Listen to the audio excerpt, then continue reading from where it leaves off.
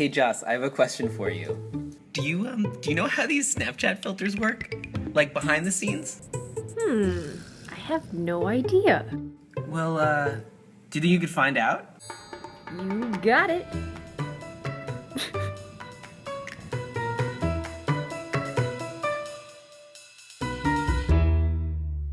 These are what Snapchat calls their lenses, but everyone else calls filters. They are very silly, but the engineering behind them is serious.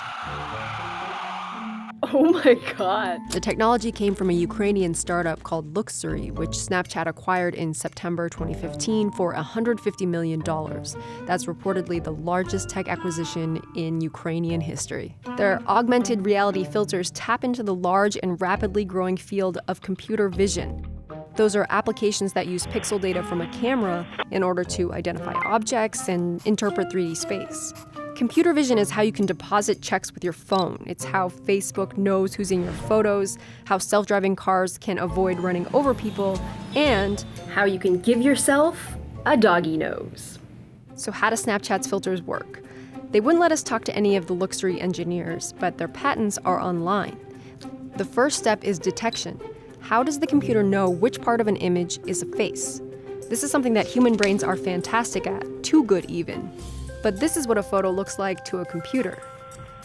If all you have is the data for the color value of each individual pixel, how do you find a face? Well, the key is looking for areas of contrast between light and dark parts of the image.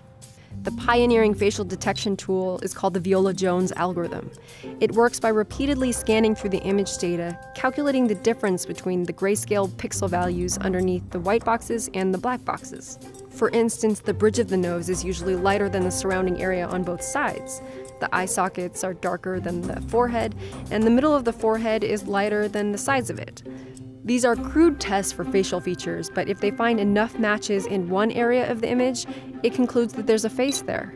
This kind of algorithm won't find your face if you're really tilted or facing sideways, but they're really accurate for frontal faces, and it's how digital cameras have been putting boxes around faces for years. But in order to apply this virtual lipstick, the app needs to do more than just detect my face. It has to locate my facial features.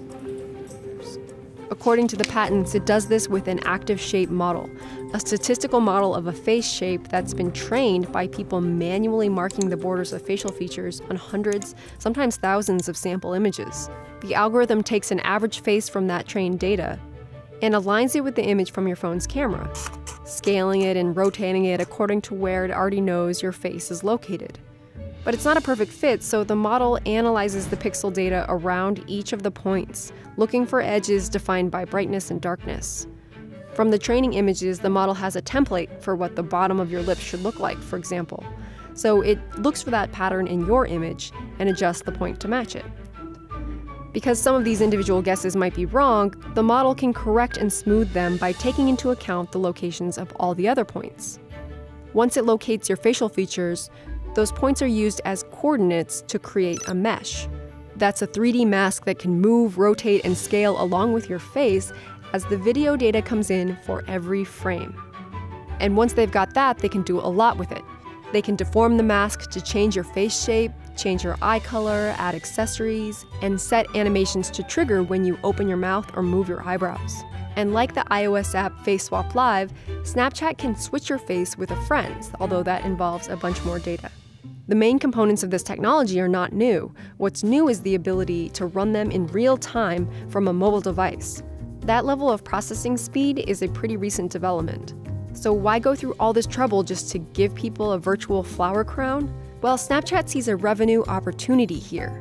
In a world that's flooded with advertisements, maybe the best hope that brands have to get us to look at their ads is to put them on our faces. Facial detection has a creepy side too, particularly when it's used to identify you by name. Both the FBI and private companies like Facebook and Google are amassing huge databases of faces, and there's currently no federal law regulating it. So some privacy advocates have come up with ways to camouflage your face from facial detection algorithms. It's actually illegal in a lot of places to wear a face mask in public, so this project by artist Adam Harvey suggests some things that you can do with your hair and your makeup that can, for now, make your face invisible to computers.